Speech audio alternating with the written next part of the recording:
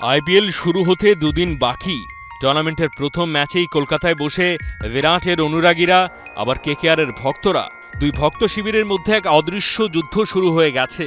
ভিড় যেন তৈরি হয়েছে, তবে শুধুই মাঠের মধ্যে নয়। কোহলির নাম শুনলেই শহরের প্রত্যেকটা কোণে আলাদা এক শব্দে গুঞ্জন, বিরাট বিরাট।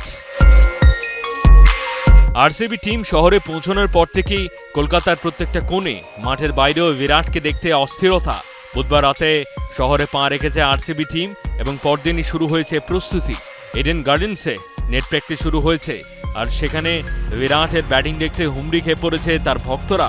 সবখানে একটা কমন দৃশ্য, ইডেনের বিরাটের ভক্তরা এক জায়গায় ভিড় করে দাঁড়িয়ে নেটের দিকে তাকিয়ে। প্রত্যেকটা শটের সাথে গ্যালারিতে একটা নতুন উল্লাস ছড়িয়ে পড়ছে। বিরাট বিরাট স্লোগান সব জায়গা থেকে ভেসে আসছিল। বিরাট কোহলির এই অনুশীলন সেশন যেন একটা উন্মাদনা। শনিবারের ম্যাচটা যতই কেকেআরের হোম ম্যাচ হোক, বিরাটকে ঘিরে এই উন্মাদনা এক চরম উচ্চতায় পৌঁছেছে। কেকেআরের দর্শকরা মাঠে আসবে, কিন্তু কোহলির ভক্তরা যেন প্রত্যেকটা বলের জন্য প্রস্তুত। 22 মার্চ আইপিএল শুরু হতে চলেছে। দুই দলের প্রস্তুতি চলছে, কিন্তু তার আগে আলোচনার কেন্দ্রে শুধুই এক নাম, বিরাট কোহলি। মাঠেও বাইরে এটা এক অদ্ভুত দ্বন্দ্ব, কোথায় বিরাট?